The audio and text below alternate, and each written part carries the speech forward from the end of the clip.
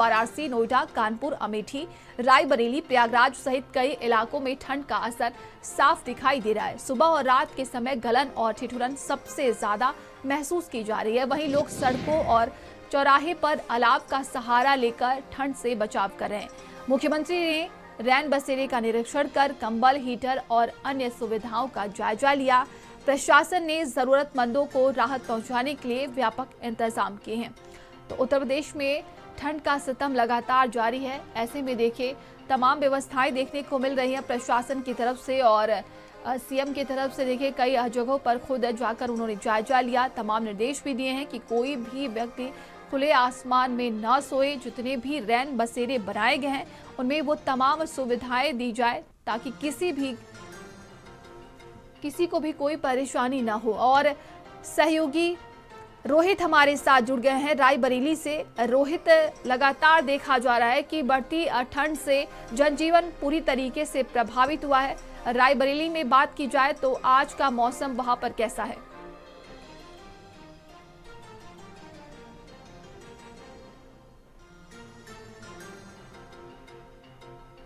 वो लगातार बढ़ रहा है। एक सप्ताह को कम बढ़ता हुआ दिखाई दे रहा है। लगातार देखा जा रहा है जो कोहरा है वो घना होता हुआ जा रहा है और दूसरी तरफ शीतलहर से लोग जो है दो चार होते हुए दिखाई दे रहा है। बीते एक सप्ताह से लगातार देखा जाता कोहरा रायबरेली में नहीं पड़ रहा था और जो है धूप जो है 10 बजे के आसपास धूप निकल आती थी जिससे लोगों को ठंड से राहत मिलती हुई दिखाई दे रही थी। लेकिन आज अचानक फिर से जो है घना कोहरे की चादर जो है देखी जा रही है जिससे विजिबिलिटी ना के बराबर। इस समय हम रायबरेली के जो है लखनऊ प्रयागराज जैसे हाईवे पे है जहाँ की तस्वीरें आपको दिखाएंगे किस तरह से घना कोहरा यहाँ पर देखा जा रहा है जिससे जो है लोगों को जो है काफी दिक्कतों का सामना करना पड़ रहा है।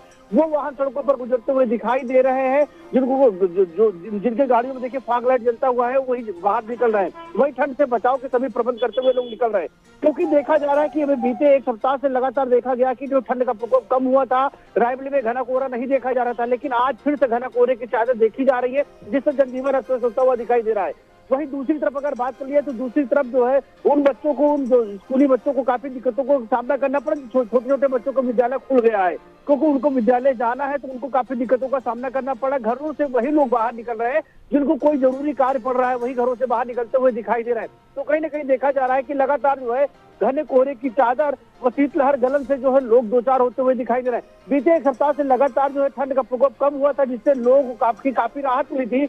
लेकिन फिर से जिस तरह से ठंड बढ़ रही है उससे लोगों को काफी दिक्कतों का सामना करना पड़ रहा है। वही अगर किसानों की बात कर ली जाए तो किसानों का साफ तौर पर कहना था कि ठंड नहीं पड़ेगी फसलें कैसे जो गेहूं की फसल कैसे होगी ये काफी दिक्कतों की बात थी। बिल्कुल देखा जा रहा है कि पूरी तरीके से देखिए घना कोहरा छाया हुआ है और लखनऊ से हमारे सहयोगी मजहर जुड़े हुए हैं। मजहर, लखनऊ में भी घना कोहरा छाया हुआ है और कहा जा सकता है जिस तरीके से मौसम विभाग ने बताया है कि आने वाले दिनों में अभी ठंड से राहत नहीं मिलने वाली है। जी बिल्कुल, देखिए राजधानी लखनऊ समेत पूरे उत्तर प्रदेश में कड़ाके की ठंड पड़ रही है। आज सुबह से ही भीषण ठंड के साथ साथ शीतलहर और घना कोहरा है। कोहरे के चलते सड़कों की जो विजिबिलिटी है वो पूरी तरह से कम हो गई। जो वाहन है वो उनकी रफ्तारें थम गई हैं। एक बार फिर से ठंड पलट कर वापस आई है क्योंकि पिछले दिन 2-4 दिनों पहले जो ठंड थी वो कम हो गई थी लेकिन कल से एक बार फिर से ठंड ने दस्तक दी है। मौसम विभाग ने कई जिलों में ऑरेंज अलर्ट जारी किया है। शीतलहर और कोहरे के चलते लोगों का घरों से निकलना मुश्किल हो गया। जो वाहनों की रफ्तार है वो थम गई है। हालांकि जो नगर निगम है वो अलाव की व्यवस्था कर रहा है, जगह जगह रैन बसेरों की व्यवस्था कर रहा है, लेकिन उसके बावजूद भी ठंड इतनी कड़ाके की है कि लोग अपने अपने घरों से बाहर नहीं निकल पा रहे। आज सुबह की अगर बात की जाए तो सुबह विजिबिलिटी इतनी कम थी कि 50 मीटर तक भी सड़क पर नहीं दिख रहा था जिसके चलते जो लोग हैं वो अपने अपने घरों में कैद हैं। तो राजधानी लखनऊ समेत पूरे प्रदेश भर में ठंड का जो प्रकोप है वो जारी है। पिछले दिनों ठंड थोड़ी कम हो गई थी लेकिन एक बार फिर से ठंड बढ़ गई है। ठंड बढ़ने के चलते गलन भी पड़ रही है जिससे जो लोग हैं वो घरों से नहीं निकल रहे। डॉक्टरों ने भी तमाम जो बुजुर्ग हैं, बच्चे हैं, उनको ये सलाह दी है कि वो अपने अपने घरों से ना निकले क्योंकि ठंड के चलते लोगों को बीमारियों का भी सामना करना पड़ता है। तो पूरे प्रदेश भर में ठंड का जो प्रकोप है वो लगातार जारी है और अब देखना ये होगा कि आखिरकार जिस तरह से इस ठंड के बीच में जो स्कूली बच्चे हैं वो स्कूल जा रहे हैं, जिला प्रशासन क्या फैसला लेता है। फिलहाल मौसम विभाग ने ऑरेंज अलर्ट जारी किया है और अब देखना ये होगा कि आखिरकार ये कोहरा और ठंड से लोगों को कब राहत मिलती है। जी बिल्कुल देखा जा सकता है कि लगातार देखिए बढ़ती ठंड से लोगों की परेशानियां बढ़ गई हैं। जिस तरीके से आम जनजीवन पूरी तरीके से प्रभावित हुआ है, रोजमर्रा कार्यों को लेकर देखिए लोगों की मुश्किलें ये बढ़ी हैं। और भी सहयोगी हमारे साथ जुड़े हुए हैं।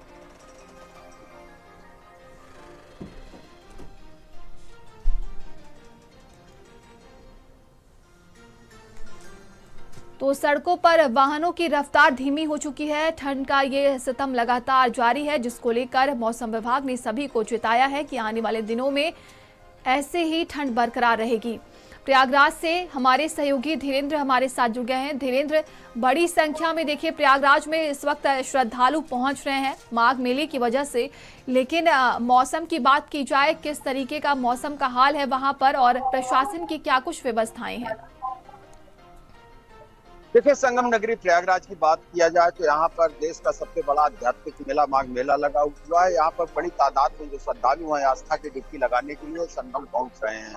जिस तरीके से कल बड़ा पर्व मौनी अमावस्या का पर्व है, उसको लेकर श्रद्धालु माघ मेला क्षेत्र में पहुंच चुके हैं, लेकिन माघ मेला क्षेत्र में घना कोहरा सुबह से ही है। लोग जो स्नान करने के लिए यहाँ पर पहुंचे हुए हैं, अपने परिजनों से बिछुड़ रहे हैं। जब स्नान करने गए हैं उसके बाद जब वापस आए हैं तो घना कोहरा चला जाता है कि वो अपने परिजन के पास नहीं पहुंच पा रहे हैं। और यही वजह है कि यहाँ जो भोले भटके शिविर है वहाँ सब सुबह से ही जो भोले भटके लोगों का तांता लगा हुआ है।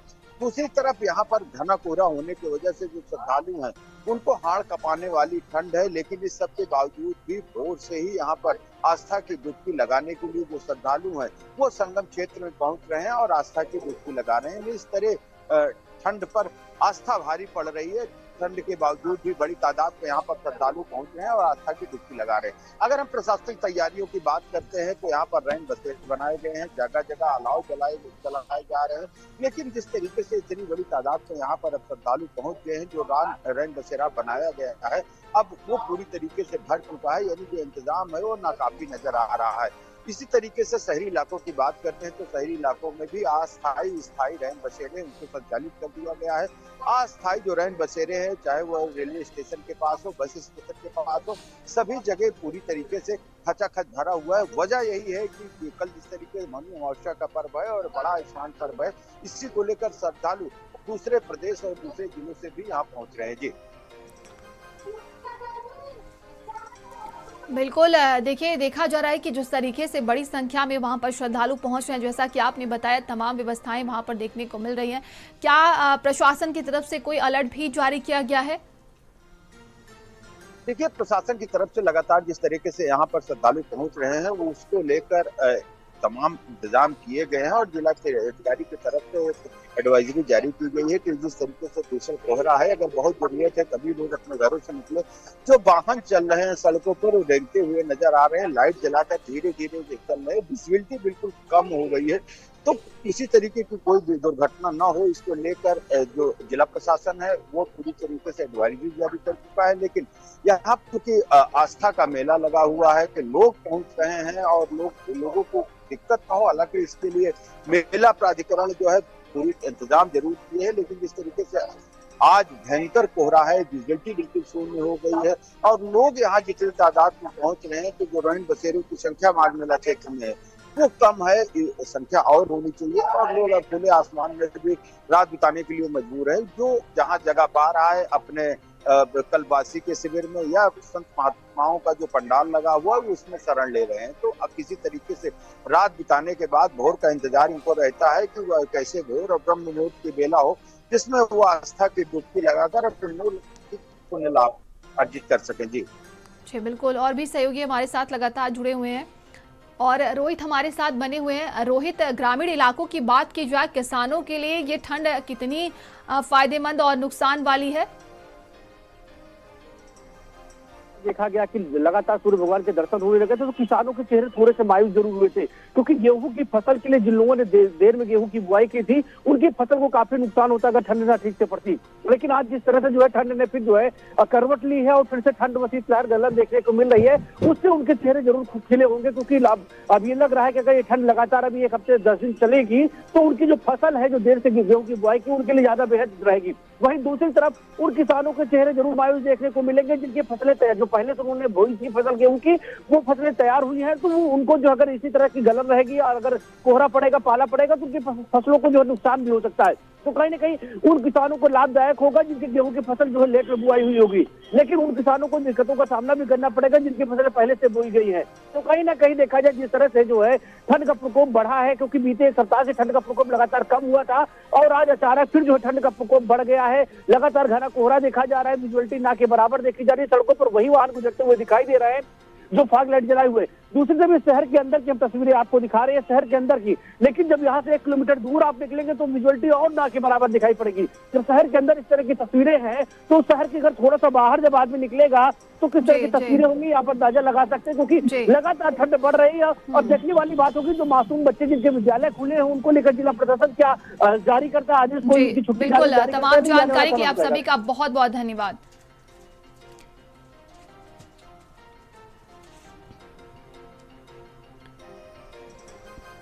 खबर रायबरेली से